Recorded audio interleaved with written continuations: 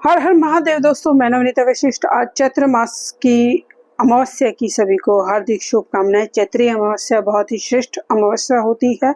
इस दिन से शुभ जो नवरात्रे हैं वो शुरू हो जाते हैं। चैत्र मास से विक्रम संवत बदल जाता है। विक्रम संवत 2083 अब इस साल शुरू होगा। बहुत ही श्रेष्ठ ये जो तिथि होती है, बहुत ही युग परिवर्तन और बहुत ही श्रेष्ठ युगांतर में ये चीजें इस दिन पर विशेष रूप से घटित हुई हैं। बहुत ही शुभ और श्रेष्ठ ये संवत होता है। विक्रम संवत बहुत ही श्रेष्ठ है। शाक संवत अलग संवत है और विक्रम संवत अलग संवत है।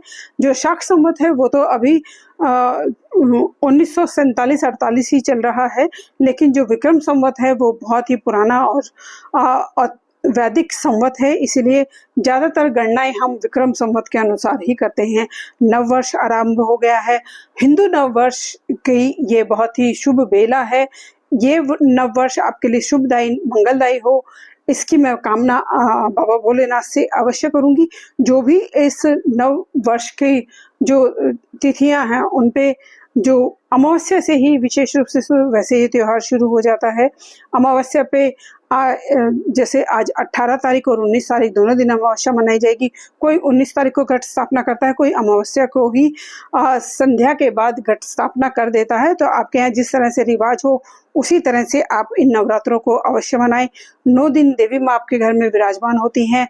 आपके घर को धन धान्य, आपकी मनोकामनाओं की पूर्ति के लिए विशेष रूप से माँ का अवतरण धरती पर होता है। माँ इन 9 दिनों में, जो कि नाम से ही जाना जाता है, नवरात्रि विशेष होती है, तो रात्रि में विशेष पूजा आराधना आप इन दिनों में कर सकते हैं।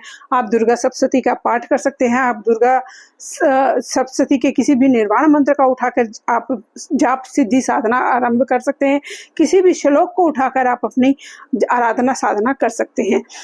जो दुर्गा सप्तशती है उसमें हर एक मनोकामना के लिए, हर एक कार्य सिद्धि के लिए एक विशेष मंत्र है। उन विशेष मंत्रों का मैं को समय समय पर आपको इसके बारे में बताऊंगी और उसके बारे में विशेष रूप से आपको विस्तार से इस चीज का आपको प्रयोग भी मैं करूंगी।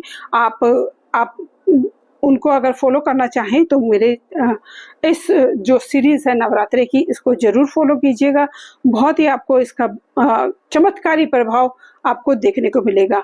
बहुत से इस पे प्रयोग किए गए हैं।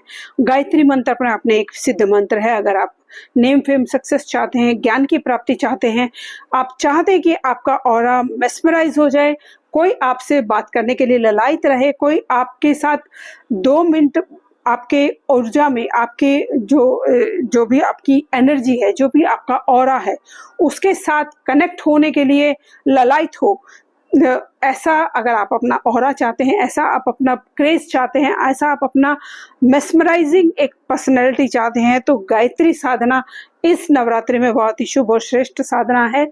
आज विशेष रूप से पितरों का तर्पण किया जाता है। बहुत ही श्रेष्ठ ये जो अमावस्या होती है, इस दिन अपनी जितना आपका वजन है उतने ही वजन का कुछ भी दान आप गौशाला में दीजिए। किसी गरीबों को, अंधों को, भूखों को खाना देना बहुत ही श्रेष्ठ होता है। आप कुछ भी नहीं कर सकते तो अगर आपके आसपास कोई जल सरोवर तालाब है और वहां पर मछली पालन किया जाता है तो वहां पे मछलियों को खाना दीजिए, चींटियों को खाना दीजिए। सबसे इजीएस्ट वे है चींटियों को खाना देना, कुत्तों को भोग कराना, फीड कराना, या फिर पक्षियों को दाना डालना। ये 3 सबसे इजीएस्ट वे हैं जिससे कि आप अपने पितरों को प्रसन्न करते हैं। आपके कुंडली के कोई भी दोष है उनको निषेध कर देते हैं और आपके घर में मांगलिक कार्य, शुभ कार्य होने शुरू हो जाते हैं। नेम फेम सक्सेस मिलना शुरू हो जाता है। पैसे की बरकत होनी शुरू हो जाती है।